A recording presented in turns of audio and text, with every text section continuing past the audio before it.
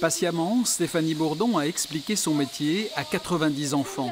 L'exploitation de cette agricultrice avait été choisie pour lancer l'opération Fermes Ouvertes. On a toutes les informations qui sont réunies animal par animal. 75 vaches, des cultures de lin, de blé, de colza, une ferme idéale pour la FNSEA pour effectuer une opération de séduction ou de réhabilitation du monde agricole.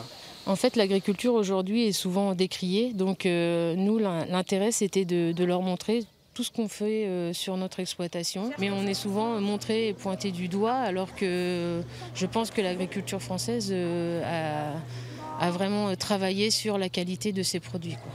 Au cours de la visite, les écoliers parviennent à faire le lien entre le lait et les yaourts, entre le blé et les pâtes. C'est souvent une occasion unique pour eux de mettre un pied à la ferme. J'ai jamais visité de ferme. Je savais pas. Tout ce que je savais, c'était que le lait était produit par les vaches. Qu'est-ce qu'on mange au petit déjeuner à la maison? Du lait. Vous savez, les critiques, il y en a toujours eu. Aujourd'hui, elles sont peut-être plus injustes parce que jamais les agriculteurs n'ont été aussi professionnels, que ce soit pour la sécurité sanitaire et alimentaire, la réduction du recours aux médicaments, le bien-être des animaux, pour lesquels aujourd'hui plus de 50% des agriculteurs se sont déjà formés et font encore beaucoup de progrès.